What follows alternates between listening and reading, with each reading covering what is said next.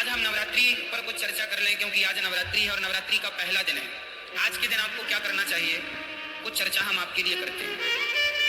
जैसे आज नवरात्रि है तो आप सभी को आज घर में दीपक जलाकर पूजा करनी चाहिए। और नवरात्रि का अर्थ कई लोग कहते हैं, आप लोग समझते नहीं है, सनातन धर्म की गूढ़ता को लोग जानते नहीं है। आज नवरात्रि में केवल माता जी की पूजा नहीं होती। इन नवरात्रियों में आप जिनकी पूजा करेंगे उनकी पूजा सिद्ध हो जाएगी। ये नवरात्रियों की महिमा है। जो पूजा आप करते हैं ना, ये 9 दिन ये ईश्वर की तरफ, ईश्वर इस समय पृथ्वी के बिल्कुल करीब होते हैं भक्तों की पुकार सुनने के लिए।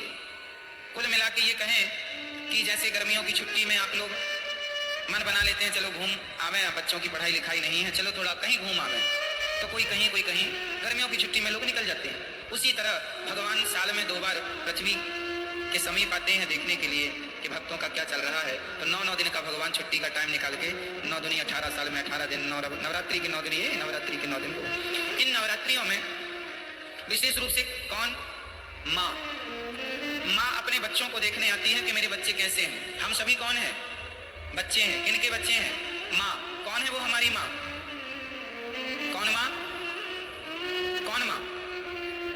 कोई कहे अम्बे माँ, कोई कहे दुर्गा माँ, कोई कहे लक्ष्मी माँ, कोई कहे भद्रकाली माँ, कोई कहे काली माँ, कोई कहे चंडी माँ। तो ये बताओ देवियां कितनी होती हैं, बोलो मेरी माँ। देवियां 9 नहीं होती मेरी माँ, और ना 10 होती। फिर तो 52 शक्तिपीठ हैं, तो 9 ये गिन लो, फिर 52 वो भी गिनो। कामाख्या माता अलग है, ज्वाला माता अलग है, केला माता अलग है, शारदा अलग है। नवरात्रि में 9 में शारदा थोड़ी आती है, 9 में कामाख्या माता थोड़ी आती है। तो फिर 52 वो गिन लो और 9 ये गिन लो। तो फिर ये सब कोई गणना नहीं। गिनती क्या है वो हम आपको नवरात्रि की सच्चाई आपको बताएंगे। एक्चुअली हमारी माता एक ही माता है, एक ही माता है। कौन सी माता? हमारी सबकी एक ही माता है, जिन माता का नाम है लक्ष्मी माता। उन्हीं लक्ष्मी माता का एक नाम है दुर्गा। जैसे पानी और नीर और जल, कितने नाम हो गए? 3 नाम हो गए, नाम 3 हो गए, पर बात एक ही है, तत्व एक ही है। आप कहेंगे पुष्प, सुमन, फूल, एक ही ना बात है, क्यों जी? सही है। जैसे किसी एक वस्तु के पर्याय अलग होते हैं, पर्यायवाची है ये। आकाश को हम गगन भी कहते हैं, आकाश भी कहते हैं, अंबर भी कहते हैं, बहुत सारी पर्यायवाची मिल जाएंगे आपको। उसी प्रकार जैसे पुष्प के अनेक पर्यायवाची हो सकते हैं और होते हैं, सूर्य के अलग पर्यायवाची होते हैं, सूर्य है, भास्कर है, आदित्य है ना, भौम आए न भौम है, सब सूर्य भगवान के नाम है। जैसे सूर्य भगवान के 12 नाम हैं, जैसे पुष्प के अनेक नाम हैं, उसी प्रकार से देवी एक है, माता भगवती लक्ष्मी। उन लक्ष्मी को कोई दुर्गा कहता है, कोई भद्रकाली कहता। प्रथमम शैलपुत्री चा, आज शैलपुत्री की पूजा होती है। शैलपुत्री मतलब माता पार्वती, शैल मतलब पत्थर की बेटी अर्थात हिमालय की बेटी। प्रथमम शैलपुत्री चा, द्वितीयम ब्रह्मचारिणी, कल ब्रह्मचारिणी मैया की पूजा होगी। ये ब्रह्मचारिणी मैया कौन है? कल दूसरे नंबर पर जो ब्रह्मचारिणी मैया है वो मैया है वैष्णवी मैया, जो ब्रह्मचारी रूप में आज भी ब्रह्मचारी है ना माता जी, विवाह नहीं हुआ उनका। प्रथमम वैष्णव माता जी ब्रह्मचारी रूप में है। तो पहली पूजा पार्वती माँ से स्टार्ट होती है और दूसरी पूजा, तो देखो चाहे आप शैलपुत्री कहो या ब्रह्मचारिणी कहो, तत्व एक ही है, वो एक ही तत्व है, लक्ष्मी तत्व। भाई ये बताओ आपकी बेटी को क्या कहते हैं आप? बोलो, बेटी नहीं कहते आप कहते हैं हमारे घर लक्ष्मी आई, हाँ या ना? अच्छा, आप अपनी बेटी को लक्ष्मी कहते हैं, तो आप लोग अपनी बेटी को क्या कहते हैं? आप भी अपनी बेटी को लक्ष्मी। मतलब इस धरती में चाहे बेटी हो, अरे हमारे भारत में बहुओं को भी लक्ष्मी कहा जाता है। जब घर में बहू आती है तो हमारे यहाँ कहते हैं लक्ष्मी के पांव पड़ते ही घर में सब मंगल हुआ है। क्यों? हमारे यहाँ बेटी को क्या कहते हैं और बहू को क्या कहते हैं, और माँ क्या होती है? बोलो, माँ क्या है? माँ भी लक्ष्मी है। सही है। कुल मिला के हम लोग अभी नवरात्रि में कन्या जिमाते हैं ना, कन्या भोजन कराते हैं, तो क्या सोच के कराते हो कि हमारे घर माता लक्ष्मी आई, दुर्गा मान लो, लक्ष्मी कहो, शारदा कहो, भद्रकाली कहो, महाकाली कहो, चंडी कहो, कुछ भी कह लो, पर्यायवाची है। तत्व एक ही है, लक्ष्मी तत्व। श्रीश्चते लक्ष्मीश्च पत्न्या बहुरात्रि पार्श्वे नक्षत्राणि। कहने का तात्पर्य यह है, वेदों में एक ही तत्व की उपासना है, श्री तत्व मतलब लक्ष्मी तत्व। वही लक्ष्मी तत्व दुर्गा के नाम से जानी जाती हैं। मैहर में उन्हें ही शारदा कहते हैं। अनेक रूप है ना, जैसे जैसे वृंदावन में बिहारी जी हैं, उड़ीसा में जगन्नाथ जी हैं, तो क्या ये दो हो गए? वृंदावन के बिहारी जी और उड़ीसा के जगन्नाथ जी क्या ये अलग अलग हैं? भाई वही कृष्ण उड़ीसा में जगन्नाथ बन के बैठे हैं, वही श्री कृष्ण वृंदावन में बिहारी जी बन के बैठे हैं, वही द्वारिका में द्वारिकाधीश हैं, वही पंढरपुर में विठ्ठलनाथ है, वही श्रीनाथ है। एक ही तत्व अनेक रूप रूपाय विष्णवे प्रभु विष्णवे। उसी प्रकार एक ही परम तत्व है और वह है लक्ष्मी तत्व। वही लक्ष्मी आज प्रथमम शैलपुत्री च, आज वही लक्ष्मी क्या बन के पूजेंगी? आज वही लक्ष्मी माता पार्वती बन करके पूजेंगी, जगत जननी कहलाएंगी। आज उनके हम पार्वती स्वरूप का पूजन करेंगे।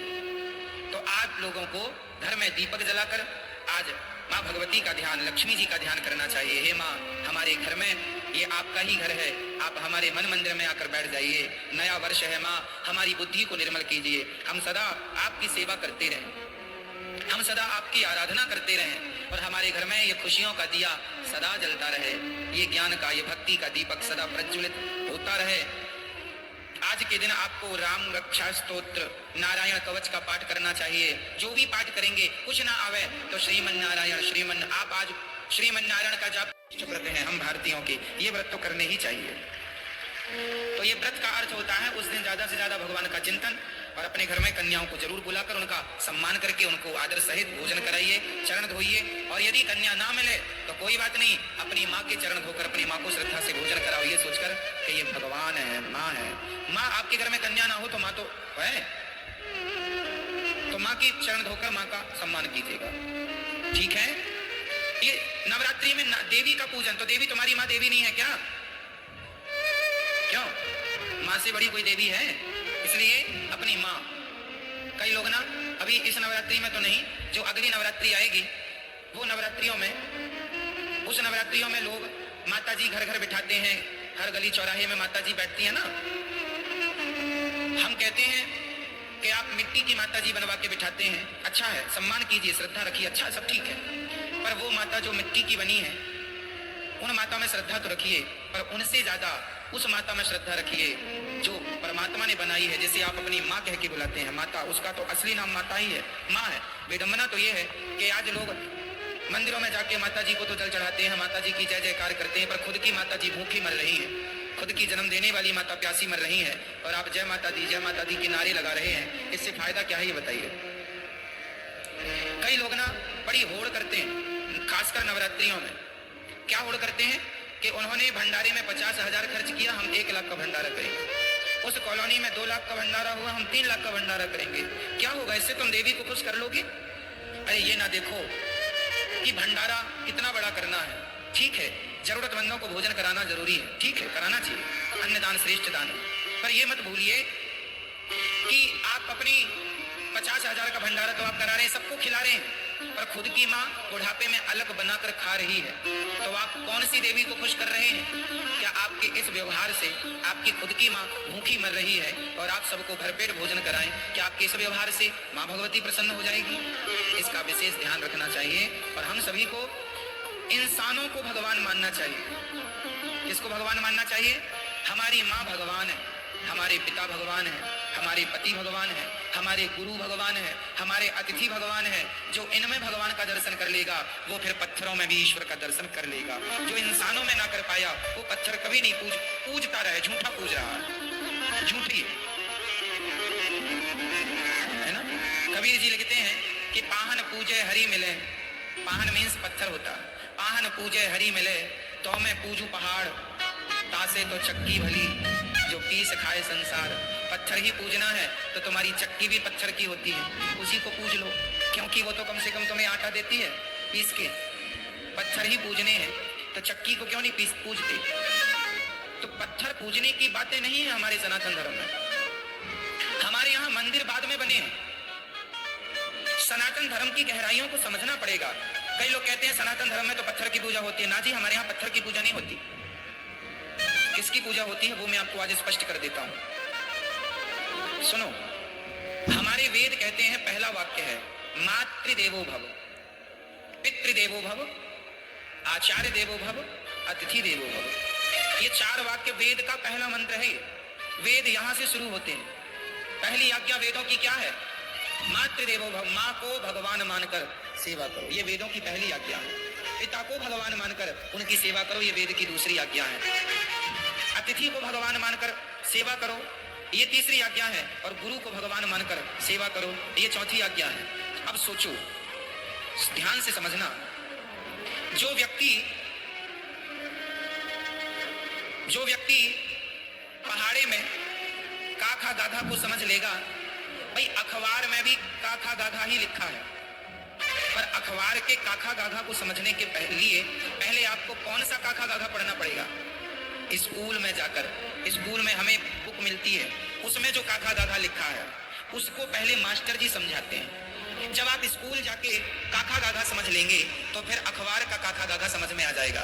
यदि स्कूल में काखा गाघा समझ नहीं पाए तो अखबार आप पढ़ नहीं पाएंगे। अखबार पढ़ने के पहले आपको स्कूल जाके पढ़ना पड़ेगा। जो स्कूल ना जा पाए, जो नहीं पढ़ पाए, वो आज भी अखबार नहीं पढ़ पाते। क्यों जी? सत्य है, अखबार पढ़ने के पहले क्या पढ़ना पड़ेगा? स्कूल में जाके आपको अपनी शिक्षा पूरी करनी पड़ेगी। तब कहीं जाकर हिंदी का बोध होगा, तब हिंदी का अखबार पढ़ पाएंगे। इंग्लिश का बोध होगा, इंग्लिश का अखबार पढ़ पाएंगे। उर्दू का बोध होगा, उर्दू का अखबार पढ़ पाएंगे। अखबार पढ़ने के पहले कुल मिला के आपको पहले स्कूल जाना पड़ेगा। क्या ये बात सत्य है? बोलो हाँ या ना। उसी तरह जैसे स्कूल में काखा गाघा समझ लिया एक बार, उसके बाद दुनिया में कहीं काखा गाघा लिखा हो हम तुरंत समझ लेंगे। और स्कूल में नहीं समझा तुमने काखा गाघा, तो फिर जमाने में लिखा तो है, तुम समझ नहीं पाओगे कि लिखा क्या है। आप देखो यहाँ बहुत कुछ लिखा है, कौन समझ पाएगा? जिन्हें अक्षरों का ज्ञान है। ज्ञान ही नहीं है, 52 अक्षर का कोई ज्ञान नहीं है, नॉलेज नहीं है, तो लिखा तो बहुत कुछ है, कहाँ कोई पढ़ पा रहा है? उसी प्रकार जैसे अखबार पढ़ने के पहले हमें स्कूल जाकर पढ़ना पड़ता है, उसी प्रकार पत्थर में भगवान है, पर पत्थर के भगवान को देखने के पहले अपनी माता के अंदर भगवान को देखना पड़ेगा। पहले अपने पिता के अंदर भगवान को देखना पड़ेगा। जो माता में भगवान को देख सकता है, जो पिता में भगवान को देख सकता है, जो गुरु और अतिथि में ईश्वर को देख सकता है, वही पत्थर में भी भगवान को देख सकता है। जो माँ में भगवान को ना देख पाया, उसे पत्थर ही दिखेगा, तुम कितना भी पूजा करो। पत्थर है, कहते हैं, कहावत सुना होगी आपने, अनपढ़ के लिए काला अक्षर भैंस बराबर। अनपढ़ के लिए कहावत है काला अक्षर। सुनी कहावत ये वाली कि नहीं? क्या अर्थ है इस कहावत का? अनपढ़ है, उसे तो काला काला दिख रहा है। भाई पुस्तक लिया तो अखबार लिया है, बस अब काला काला, क्या काला काला पूछ दिया। अरे पगले, उसमें बहुत कुछ लिखा, लेकिन क्या करे, अनपढ़ है, काला अक्षर भैंस बराबर। उसे काला नजर आता है, उसे काले में अक्षर नजर नहीं आ रहे, क्योंकि पढ़ा नहीं है। उसी प्रकार जिसने अपनी माता में भगवान को ना देखा, उसे तो काला पत्थर ही नजर आएगा, उसे भला पत्थर में भगवान कैसे नजर आएंगे? जिसे माँ में भगवान दिखता होगा, जो चैतन्य वस्तु में भगवान को देख सकता है, वही जड़ वस्तु में भी ईश्वर को देख सकता है। माँ चैतन्य है कि जड़ है? बोलो जोर से। मेरी माँ पीछे